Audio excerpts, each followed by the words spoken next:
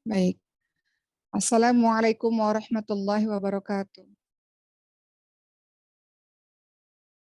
Alhamdulillahirabbil alamin. Wabihi nasta'in ala umuri dunya waddin. Wassalatu wassalamu ala asrafil anbiya'i wal mursalin wa ala alihi wa sahbihi ajma'in. Amma ba'd. Rabbi shrah li sadri wa yassir li amri wahlul 'uqdatam min lisani yafqahu qawli. Sebelum Uma mulai ceramah, Masya Allah ya, Uma lihat untuk adik Abdul Qadir Jailani ya, Masya Allah. Apa kabar adik Abdul Qadir Jailani? Masya Allah. Assalamualaikum. Jadi ini dari Uma rasa setiap Uma ceramah selalu ada adik ini, Masya Allah. Berapa umurnya, sayang? Coba pakai tangan. Oh, 11 tahun, Masya Allah ya. Jadi kayaknya peserta termuda ya. Jadi Uma perhatikan setiap kali Uma ceramah dimanapun yang ada Zoom-nya, khususnya di Katopat ini, selalu ada adik Abdul Qadir Jailani, Masya Allah. Masya Allah. Di mana sekarang tinggalnya? Uma penasaran nih sama adik Abdul Qadir Jailani karena selalu ada dalam setiap ceramah Uma. Di mana tinggalnya? Boleh dibuka suaranya, panitia? Di mana tinggalnya dan sekarang lagi, tinggalnya di mana, Dek? Jakarta Barat. Di Jakarta Barat, Masya Allah. Ikut belajar di Maskanul Hufaz ya, yang Al-Quran? Enggak, Iya. cuman, oh iya, ikut ngajinya ya? Atau ikut ceramahnya aja? Ikut ceramahnya aja. Ceramahnya aja, Masya Allah. Mau jadi apa cita-citanya? TNI. Masya Allah. Amin, kita doakan ya. Masya Allah selalu istiqomah beliau itu. Baik, semoga adik Abdul Qadir Jailani kita doakan semoga mendapatkan apa yang dicita-citakan. Masya Allah dengan keistiqomahan beliau mencuri perhatian umat juga, cukup mencuri perhatian umat, Masya Allah. Baik, semuanya sehat ya untuk seluruh teman-teman dimanapun berada. Hari ini seperti biasa Uma masih jam 5:30 pagi di Kairo, Mesir. Insya Allah minggu depan Uma sudah kembali ke Indonesia dan kembali bertemu dengan teman-teman insya Allah. Namun hari ini Uma ingin sekali menyampaikan mengingat tanggal 30 Juli 2022 di kalender Indonesia itu kita akan memperingati 1 Muharram, teman-teman sekalian, tahun baru Islam. Tidak terasa bahwa tahun atau waktu berjalan begitu cepat, sudah masuk tahun baru saja. Sadarilah teman-teman sekalian bahwa saat ini kita sudah di penghujung bulan Dzulhijjah ya. Sekitar berapa? 2 minggu lagi mungkin ya, sekitar 2 mingguan lagi insya Allah. Sekarang tanggal berapa nih? Sekarang tanggal 22, ya tinggal seminggu lagi insya Allah kita akan memasuki kepada 1 Muharram atau tahun baru Islam, berada di penghujung bulan Dzulhijjah, yakni bulan ke-12 dari kalender Hijriah. Dan ini adalah momen yang sangat tepat bagi kita untuk mengingat-ingat tentang apa sih makna Muharram itu. Teman-teman sekalian, sebelum membahas mengenai apa yang kita lakukan di tahun baru Islam yang insya Allah bulan depan kita akan temui insya Allah. Sebelumnya mari kita sama-sama memahami bahwa Muharram itu asal muasalnya dari mana sih? Kenapa bisa ada penanggalan Hijriah?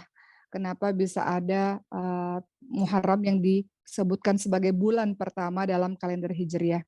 Baik, teman-teman, seperti yang teman-teman tahu, sebelum penanggalan Hijriah ditetapkan, sahabat-sahabat sekalian, orang-orang Arab terdahulu biasanya menamai tahun itu dengan sebuah peristiwa-peristiwa besar. Jadi itu pada saat itu belum ada kalender ya, belum ada tanggalnya, belum ada tahunnya, belum ada. Sehingga bagaimana cara menamai sebuah tahun, lahirnya di tahun yang mana, kejadiannya di tahun berapa. Biasanya Arab-Arab jahiliyah, Arab-Arab terdahulu biasanya itu dijadikan acuannya adalah sebuah peristiwa-peristiwa yang besar. Contohnya misalnya ada tahun di mana Ka'bah itu direnovasi, karena pada saat itu Ka'bah dan sekitarnya pernah terjadi banjir yang sangat besar. Jadi disebutnya tahun renovasi Ka'bah misalnya, atau ada juga tahun yang kita sebut sebagai tahun Fijar karena pada masa itu terjadi perang Fijar misalnya, atau tahun Gajah. Seperti yang teman-teman tahu, Rasulullah Shallallahu Alaihi Wasallam lahirnya di tahun apa gitu kan? Kita nggak nyebut tahun sekian, tapi tahun Gajah. Kenapa? Karena pada saat itu terjadi penyerbuan Ka'bah oleh pasukan bergajah misalnya. Atau misalnya tahun karena wafatnya seseorang misalnya. Misalnya, pada tahun, ada seorang yang, meninggal dunia ya di masanya Rasulullah ya, seorang tokoh namanya Ka'ab bin Lu'ai misalnya. Jadi kadang-kadang itu menjadi patokan tahun, misalnya, mereka menggunakan tahun itu 7 tahun setelah kematiannya, Ka'ab bin Lu'ai misalnya seperti itu. Jadi semuanya disandarkan dengan peristiwa-peristiwa besar.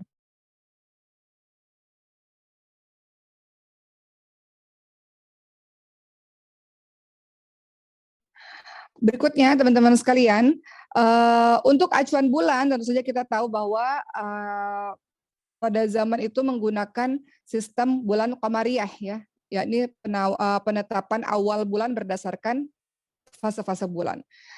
Baik, kemudian teman-teman sekalian, bagaimana penanggalan itu bisa ada, tahun Hijriah itu bisa ada ceritanya seperti apa? Pada masa Rasulullah Shallallahu Alaihi Wasallam atau pada masa Khalifah Abu Bakar As-Siddiq radhiyallahu anhu itu belum ada. Barulah pada masa Khalifah Sayyidina Umar bin Khattab radhiyallahu anhu barulah ditetapkan kalender Hijriyah yang menjadi pedoman penanggalan bagi seluruh kaum muslimin. Jadi terjadinya kalender Hijriah itu pada masa Khalifah ya Umar bin Khattab radhiyallahu anhu, sahabat sekalian. Asal muasalnya seperti apa? Kok tiba-tiba Sayyidina Umar bin Khattab menginginkan membuat kalender Hijriah? Karena pada masa itu, sahabat-sahabat sekalian, Sayyidina Umar bin Khattab radhiyallahu anhu itu sering sekali mengirim surat kepada para pimpinan-pimpinan, para gubernur-gubernur.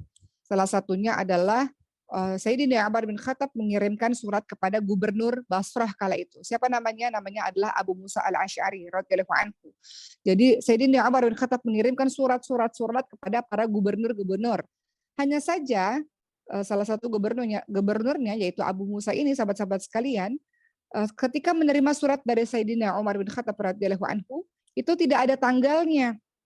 Jadi Abu Musa ini menjadi bingung, ini dikirimnya kapan, tanggal berapa, atau tahun berapa, jadi bingung. Sehingga Abu Musa ini mengeluhkan surat-surat yang dikirimkan oleh Khalifah Umar bin Khattab ini dan mengatakan, telah sampai surat-surat kepada kami, namun tanpa tanggal, tanpa tahunnya. Sehingga saat itu atau dalam riwayat lain disebutkan, telah sampai kepada kami surat-surat dari Amirul Mukminin, dari Sayyidina Umar bin Khattab, namun kami tidak tahu apa yang harus kami perbuat dengan surat-surat ini. Kami telah membaca salah satu surat mungkin yang dikirim pada bulan Sya'ban, tapi nggak tahu apakah bulan Sya'ban ini tahun ini apa tahun kemarin atau seperti apa. Jadi karena adanya keluhan dari Abu Musa salah satunya, maka inilah yang membuat Sayyidina Umar bin Khattab mengajak para sahabat-sahabat untuk berkumpul, mengajak para sahabat-sahabat untuk bermusyawarah, untuk menentukan kalender yang nantinya akan menjadi acuan bagi kaum muslimin, sahabat-sahabat sekalian. Jadi itu asal muasal bisa terjadinya kalender Hijriah ya teman-teman sekalian. Lalu pada saat itu setelah dimusyawarahkan, setelah dikumpulkan sahabat-sahabat semua, nah ini harus tahu nih, nanti kalau ada orang yang bertanya, kok bisa ada Muharram, kok bisa ada kalender Hijriah, ceritanya seperti apa? Jadi teman-teman tahu itu terjadi pada masa khalifahnya, kekhalifahan Sayyidina Umar bin Khattab, karena ada salah satu gubernur mengeluhkan, kenapa Sayyidina Umar bin Khattab kirim surat tapi kita tidak tahu ini tahun berapa. Pada saat itu Sayyidina Umar bin Khattab mengumpulkan seluruh sahabat-sahabat dan kemudian mulai memberikan ide, saling memberikan ide satu sama lain. Kalau kita mau menentukan tahun Hijriah, maka patokannya awal tahunnya diambil dari mana? Diambil dari Rasulullah wafat, diambil dari Rasulullah lahir, diambil dari Rasulullah berhijrah ke Madinah, atau dari mana, sahabat-sahabat sekalian.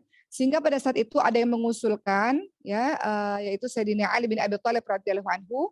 Beliau mengusulkan kepada Sayyidina Umar bin Khattab bahwa kalender Hijriah itu dimulai dari peristiwa hijrahnya Rasulullah Shallallahu Alaihi Wasallam dan para sahabat dari Mekah menuju ke Madinah. Kenapa?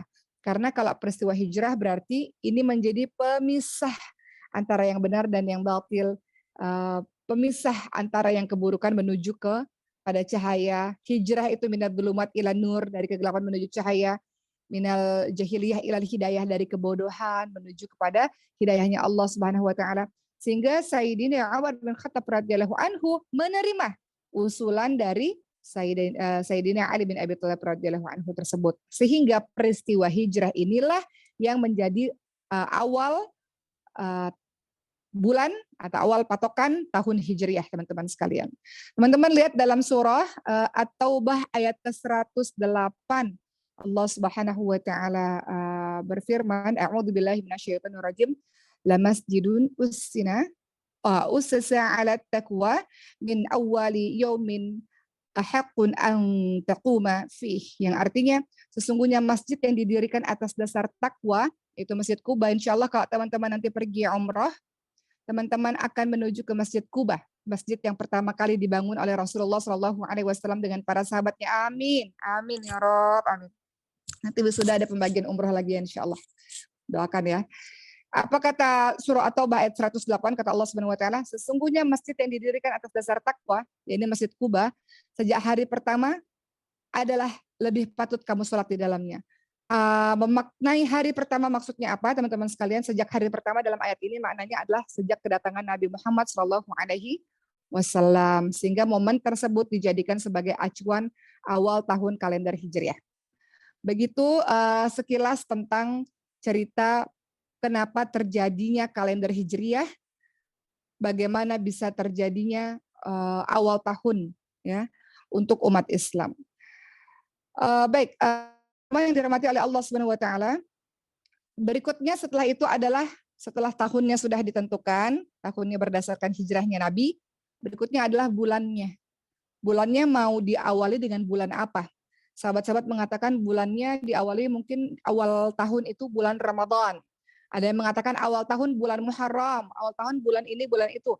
Lalu sahabat Nabi namanya Sayyidina Utsman bin Affan radhiyallahu anhu mengusulkan agar awal bulan di kalender Hijriyah adalah Muharram. Apa kata beliau? Sebaiknya dimulai dengan bulan Muharram. Kenapa? Karena pada bulan itu orang-orang usai melakukan ibadah haji. Biasanya kalau kita melakukan ibadah haji dan kalau kita hajinya mabrur, maka kita seperti bayi baru lahir, seperti orang baru lagi, seperti itu. Hijrah itu minadz-dzulumat ilan nur, hijrah itu seperti orang baru lagi. Dan setelah di bulan Muharram, sebelumnya orang-orang baru menunaikan ibadah haji. Dan kalau ibadah hajinya mabrur, seperti orang baru lagi. Begitu maksudnya teman-teman sekalian. Akhirnya sahabat-sahabat itu pun sepakat bahwa menjadikan bulan Muharram sebagai bulan yang berada di awal kalender Hijriyah. Ibnu Hajar rahimahullah beliau mengatakan, karena tekad untuk melakukan hijrah itu terjadi pada bulan Muharram, di mana baiat terjadi di pertengahan bulan Dzulhijjah atau bulan sebelum Muharram. Ya, dan peristiwa baiat itulah awal mula hijrah. Begitu ya sahabat-sahabat sekalian. Jadi teman-teman sudah tahu asal muasal kenapa bulan Hijriah itu tahun Hijriah itu diawali dari hijrahnya Nabi, dan kenapa dijadikan bulan Muharram itu sebagai bulan pertama di awal kalender Hijriah. Ya, karena sebelumnya melakukan ibadah haji sehingga harapannya sudah bersih daripada dosa, jadi orang yang lebih baru di tahun baru, begitu maksudnya. Seperti yang kita tahu teman-teman sekalian, bulan Muharram adalah salah satu dari 4 bulan suci di dalam Islam. Ada bulan Dzulqa'dah, ada bulan Dzulhijjah, ada bulan Muharram, dan ada bulan Rajab. Itu adalah 4 bulan suci di dalam Islam. Dalam surah At-Taubah ayat 36, Allah Subhanahu wa taala berfirman, A'udzu billahi minasyaitonir rajim. Inna iddatasy syuhuri 'indallahi 12 syahran fi kitabillahi yauma khalaqas samawati wal arda minha arba'atun hurum. Allah Subhanahu wa taala berfirman yang artinya sesungguhnya bilangan pada bulan di sisi Allah itu ada 12. Bulan itu ada 12 dalam ketetapan Allah di waktu Allah menciptakan langit dan bumi, dan di antaranya ada 4 bulan haram. 4 bulan haram itu apa? Maka dijelaskan dalam hadis riwayat Bukhari Muslim, 1 tahun ada 12 bulan. Kata Rasulullah Shallallahu Alaihi Wasallam, 4 bulan diantaranya adalah bulan suci. Apa itu yang tadi Umar katakan? Bulan Dzulqa'dah, bulan Dzulhijjah, bulan Muharram, dan bulan Rajab. Tentu saja bulan Ramadan adalah bulan suci besar ya, bulan sucinya umat Islam. Tapi ternyata ada 4 bulan suci lainnya, yakni Dzulqa'dah, Dzulhijjah, Muharram, dan bulan Rajab, sahabat-sahabat sekalian. Baik, begitu utamanya bulan Muharram ini sampai-sampai Rasulullah Shallallahu Alaihi Wasallam menyebutkan bulan Muharram ini sebagai Syahrullah, bulannya Allah, bulannya Allah. Kata siapa? Kata Rasul dalam hadis riwayat Muslim, seutama-utama bulan setelah bulan Ramadan adalah bulan Muharram, dan seutama-utamanya salat setelah salat wajib adalah salat tahajud, salat malam. Jadi bulan yang paling utama setelah Ramadan itu Muharram. Salat yang paling utama setelah salat wajib adalah salat malam. Gitu ya teman-teman sekalian. Pertanyaan berikutnya. Lalu kenapa bulan suci ini yang seminggu lagi akan kita masuki disebut Muharram? Kenapa dia? Kenapa disebut bulan Muharram? Alasannya pertama, dinamakan Muharram dari kata haram, maknanya adalah larangan. Maksudnya apa? Penegasan terhadap keharaman berperang di bulan ini, di bulan Muharram ini. Jadi bulan Muharram itu nggak boleh perang, sahabat-sahabat sekalian. Kenapa? Karena orang-orang Arab terdahulu itu mengubah-ubah urutan bulan, nggak berurutan, mengubah-ubah aturan bulan, sehingga mereka menghalalkan perang, ya, pada tahun kemudian dan mengharapkan di tahun kemudian. Jadi bulan Muharram itu adalah diambil dari kata haram, artinya adalah larangan, diharamkan berperang, diharamkan pembunuhan, dan orang-orang jahiliyah pun meyakini hal itu. Jadi orang-orang jahiliyah pun, ya teman-teman sekalian, tahu bahwa di bulan Muharram ini memang adalah bulan haram untuk perang, haram untuk pembunuhan, seperti itu. Kedua, kenapa disebut haram, Muharram? Karena ada larangan, ya. Larangan untuk apa? Larangan untuk melakukan perbuatan-perbuatan haram. Larangan ini lebih ditekankan di bulan Muharram dibandingkan pada bulan-bulan lainnya karena mulianya bulan Muharram ini, sahabat-sahabat sekalian. Artinya sebaliknya, berarti bulan Muharram adalah sangat baik untuk melakukan amal ketaatan-ketaatan. Sangat baik untuk melakukan ibadah-ibadah. Makanya orang-orang saleh itu biasanya berpuasa di bulan Muharram ini. Nanti kita akan bahas puasa apa yang kita bisa lakukan di bulan Muharram. Ibnu Abbas radhiyallahu anhu, teman-teman semua, beliau mengatakan Allah Subhanahu wa taala mengkhususkan 4 bulan tersebut sebagai bulan haram yang dianggap sebagai bulan suci, yang mana ketika melakukan maksiat pada bulan ini, ya, pada bulan Muharram ini, dosanya lebih besar dan amalan soleh yang dilakukan menuai banyak sekali pahala. Kalau kita lihat banyak sekali ya bulan-bulan yang ini nggak boleh maksiat, dosanya lebih besar. Kalau melakukan amal kebaikan, pahalanya lebih banyak. Iya, betul, banyak. Salah satunya adalah bulan Muharram. Baik, di antara hukum-hukum bulan Muharram apa saja? Pertama, seperti yang tadi Umar sebutkan ya, pertama dilarang berbuat zalim di bulan itu. Kita lihat tadi dalam surah At-Taubah ayat ke-36, ya, yang menyebutkan bahwa ada bulan yang haram, bulan yang diharamkan melakukan kezaliman, kejahatan, kemaksiatan, peperangan, pembunuhan, itu bulan Muharram. Ya, dalam surah At-Taubah ayat 36 Allah Subhanahu wa taala berfirman yang artinya, sesungguhnya bilangan bulan di sisi Allah ada 12, dan ketetapan Allah di waktu Allah menciptakan langit dan bumi di antaranya 4 bulan haram, yang tadi Umar sudah sebutkan ayatnya. Itulah ketetapan agama yang lurus, maka janganlah menganiaya diri di dalam bulan yang 4 itu. Artinya janganlah berbuat dosa, janganlah menjerumuskan diri dalam perbuatan dosa, jangan jahat pada diri sendiri ketika melakukan perbuatan dosa, jangan zalim. Zalim ada 3, Umar selalu mengulang-ulang. Pertama, zalim kepada Allah Subhanahu wa taala, menduakan Allah. Zalim kepada orang lain, kita jahat sama orang lain. Zalim pada diri sendiri, kita buat dosa, kita sedang jahat sama orang lain. Jadi Allah Subhanahu wa taala berfirman dalam surah At-Taubah ayat 36. Maka janganlah menganiaya diri sendiri, jangan buat dosa, jangan buat maksiat, jangan melemparkan diri sendiri ke dalam api neraka. Di bulan yang 4 itu, teman-teman sekalian. Apa tadi bulan yang 4 tadi? Yaitu Dzulqa'dah, Dzulhijjah, Muharram, dan bulan Rajab. Begitu teman-teman sekalian. Jadi ya, yang dimaksud diharamkan untuk melakukan perbuatan-perbuatan buruk, ya tidak hanya peperangan, tidak hanya pembunuhan, tapi juga seluruh kezaliman, kemaksiatan yang ada pada diri kita. Kita berhati-hati dari menzalimi Allah Subhanahu wa taala, menzalimi orang lain, dan menzalimi diri sendiri. Kita selalu ingat dengan wasiatnya Rasulullah Shallallahu alaihi wasallam. Apa kata Rasul? Tahukah kalian dengan kezaliman? Sesungguhnya kezaliman itu merupakan kegelapan-kegelapan pada hari kiamat. Jadi teman-teman sekalian, berpikir sebelum bertindak, berpikir sebelum berucap, berpikir apakah yang saya lakukan ini membuat Allah ridha. Kalau Allah ridha, Allah senang, Allah lihat ini semoga amal kebaikan teman-teman lakukan. Tapi ketika teman-teman melakukan sesuatu dan teman-teman merasa apakah yang saya lakukan ini membuat Allah ridha atau membuat Allah murka, maka orang beriman, orang bertakwa, menasihat diri rumah sendiri yang banyak kekurangan, pasti dia akan berpikir dulu sebelum bertindak atau sebelum dia berkata-kata. Dia mau setiap aktivitas yang dilakukan membuat Allah ridha, teman-teman sekalian, dia tidak jatuh kepada kezaliman. Hati-hati berbuat zalim, teman-teman sekalian, berbuat jahat itu hati-hati. Karena seperti yang sudah kita tahu, nanti di hari akhir ada orang yang paling bangkrut. Siapa orang paling bangkrut itu? Teman-teman sekalian, orang paling bangkrut adalah mereka yang menyangka bawa pahala mengaji, bawa pahala Quran, bawa pahala sholat, bawa pahala yang lain-lain. Mereka lupa, mereka zalim sama orang, mereka menyakiti orang, dan orang itu menuntut di hadapan Allah Subhanahu wa taala. Sehingga seluruh pahala dia habis karena diberikan kepada orang yang dia zalimi. Itu sebagaimana kita tahu bahwa itu orang paling bangkrut, teman-teman sekalian, karena zalim, jahat. Semua kejahatan itu ada balasannya di dunia dan di akhirat. Di akhirat dia menjadi orang yang sangat bangkrut. Ya. Apa kata Rasulullah Shallallahu Alaihi Wasallam? Tidak ada satu dosa pun yang lebih pantas untuk dicepatkan siksaannya bagi pelaku dosa itu di dunia dan di akhirat. Ya, daripada, ya, artinya sangat cepat balasan Allah kepada siapa? Kepada orang-orang yang zalim dan memutuskan tali silaturahmi. Memutuskan tali silaturahmi maknanya di sini adalah memutuskan hubungan tali kekeluargaan. Bermusuhan dengan ibu, bermusuhan dengan ayah, bermusuhan dengan adik-adik, bermusuhan dengan orang-orang yang punya hubungan darah atau punya hubungan kekerabatan. Itu kita jaga, teman-teman sekalian.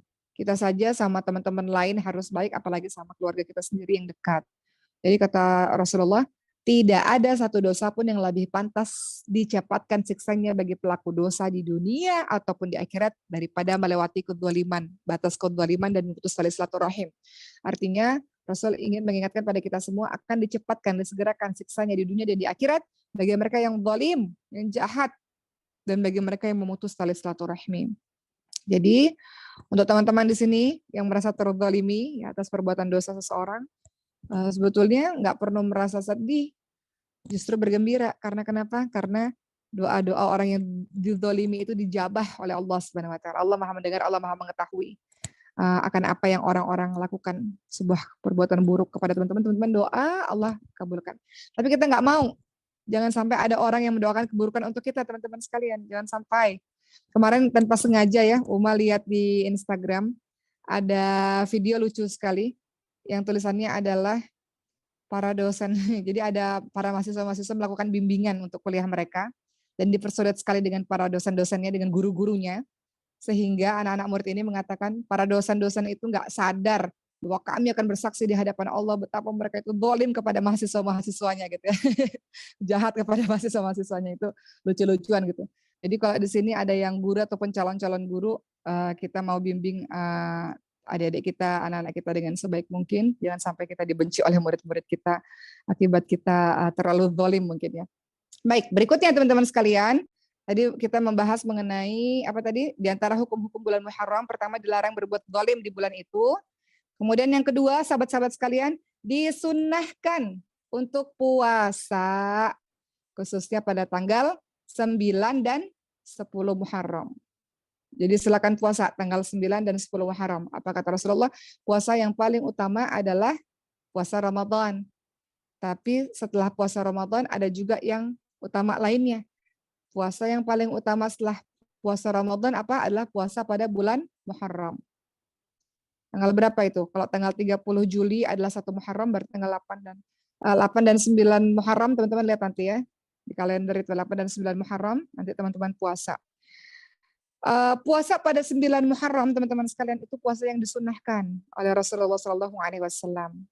Ibnu Abbas radhiyallahu anhu meriwayatkan ketika Rasulullah SAW berpuasa pada hari Asyura dan memerintahkan para sahabat untuk juga berpuasa. Maka sahabat itu bertanya pada Rasul, ya Rasulullah, sesungguhnya hari itu adalah hari yang diagungkan oleh orang-orang Yahudi.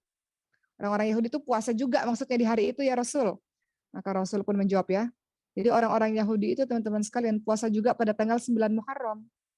Maka Rasul bersabda, pada tahun depan kata Rasul, insya Allah kita tanggal di hari Asyura itu ya teman-teman sekalian, Rasulullah Shallallahu Alaihi Wasallam kan memerintahkan puasa kepada para sahabat. Lalu para sahabat berkata, Rasulullah, hari yang diagungkan ini, hari yang kita puasa ini juga adalah hari yang diagungkan oleh orang-orang Yahudi dan Nasrani. Maka Rasul bilang tahun depan insya Allah kita juga puasa pada tanggal 9. Jadi Rasulullah minta kita tidak hanya puasa pada tanggal 8, tapi juga pada tanggal 9 supaya berbeda dengan orang-orang Yahudi dan orang-orang Nasrani.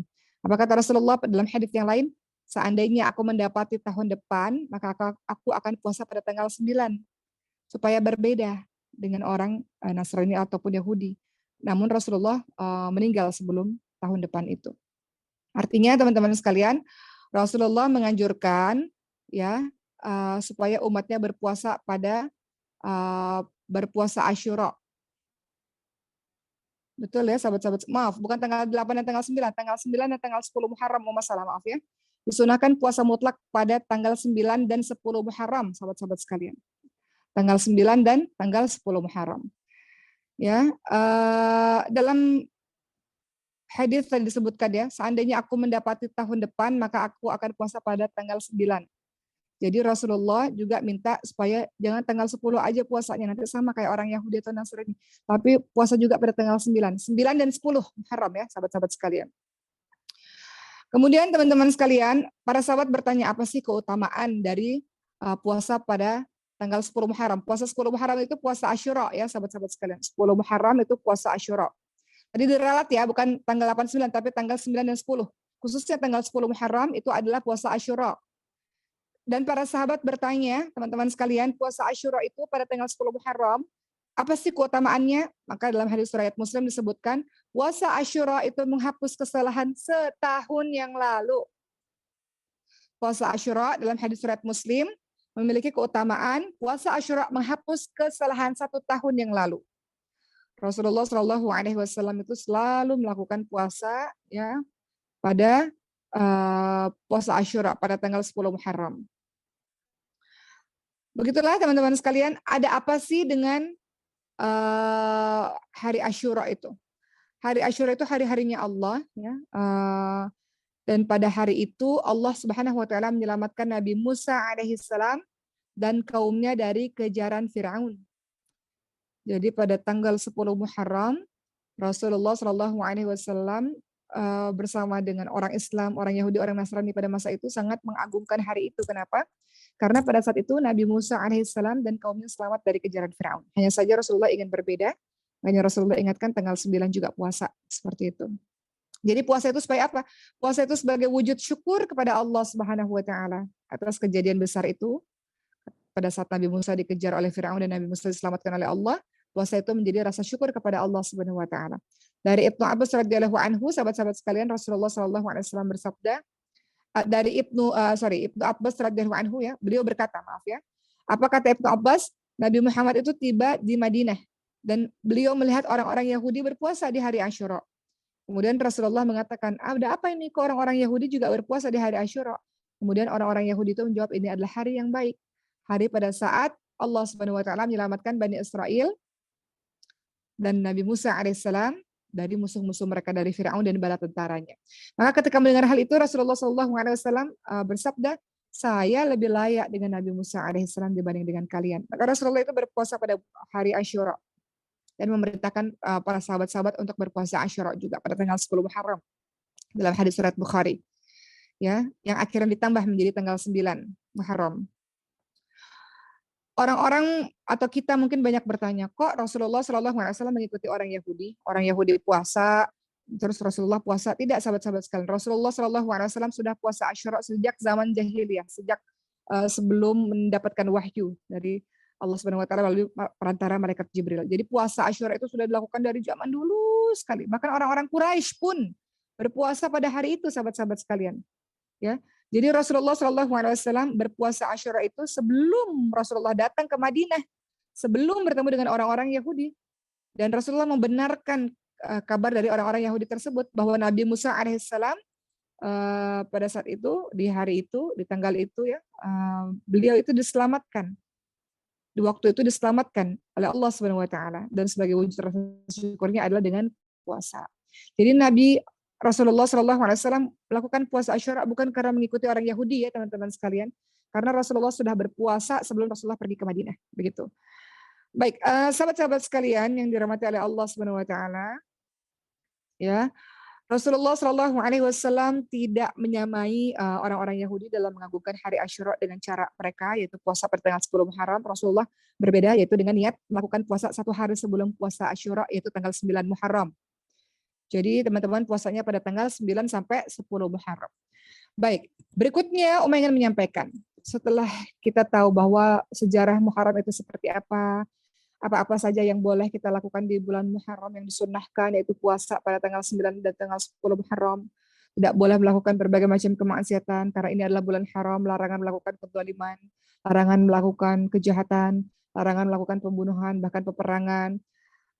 Insya Allah, bulan Muharram adalah awal tahun di kalender Hijriah. Artinya kita akan memasuki tahun baru. Kalau begitu, kita berusaha untuk memaknai tahun baru Islam. Dan tahun baru Islam itu tidak boleh berjalan begitu saja, teman-teman sekalian.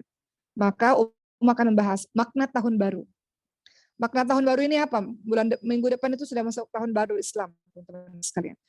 Pertama, makna tahun baru pastinya momentum pergantian tahun.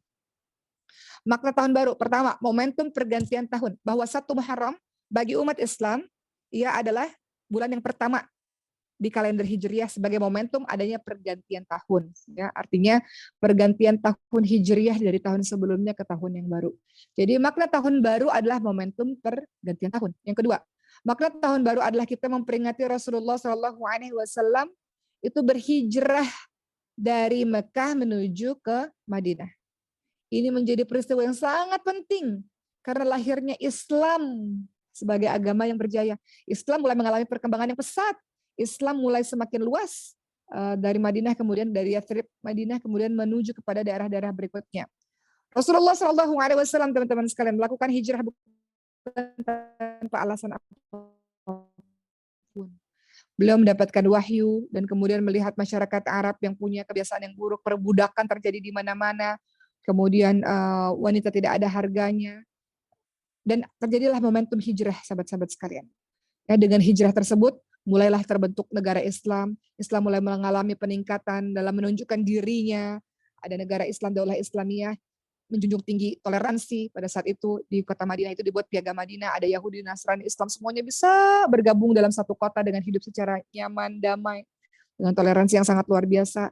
Jadi makna tahun baru yang kedua adalah memperingati Nabi Muhammad berhijrah, sahabat-sahabat sekalian.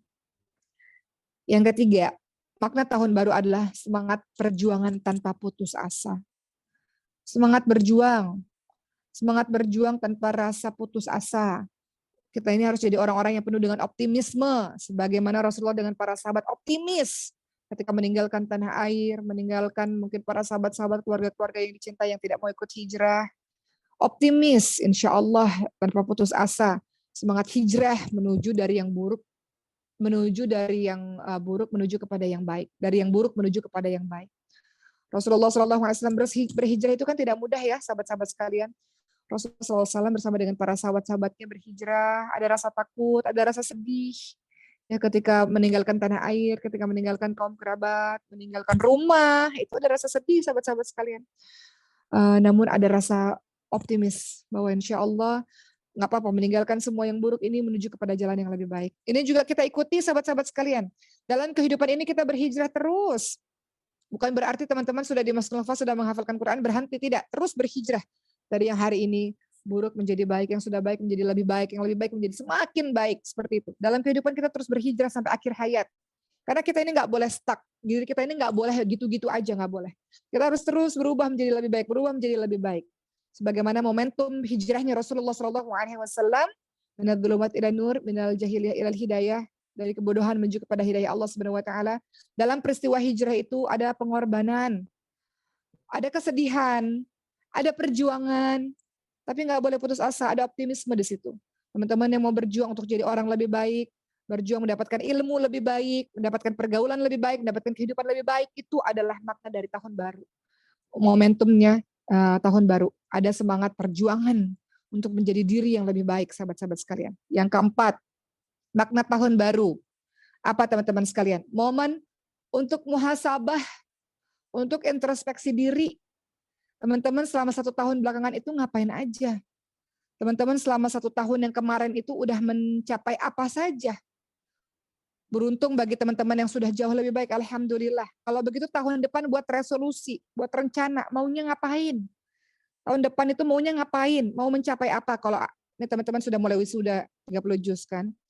Tahun ini alhamdulillah sudah selesai, saya ingin sekali menjadi hafidz Quran, sudah selesai 30 juz. Berarti tahun depannya apa? Misalnya target berikutnya mau menguasai bahasa Arab. Atau target berikutnya misalnya mau masuk ke universitas ini itu.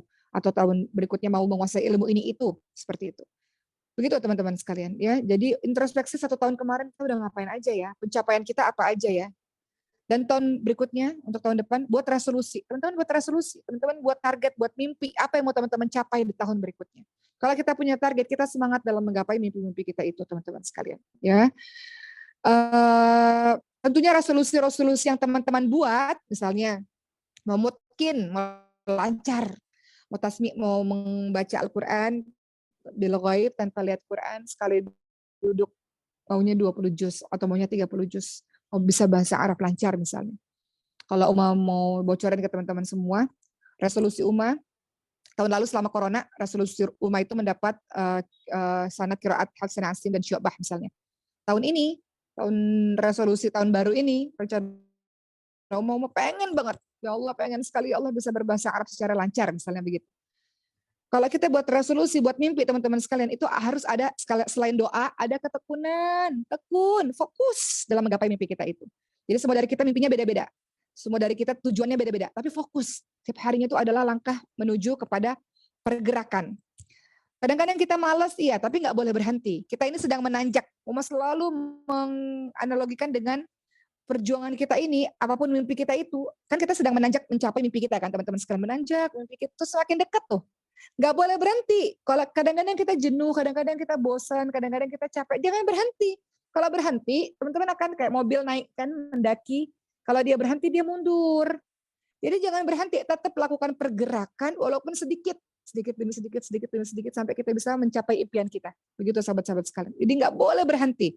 Lagi bosan, lagi capek, jangan berhenti. Ada pergerakan, walaupun sedikit nggak apa-apa. Yang penting ada pergerakan untuk menggapai mimpi kita itu. Jadi kembali lagi, makna dari tahun baru yang keempat adalah momen muhasabah dan introspeksi diri. Dan yang kelima, momen untuk menuju pada kebaikan.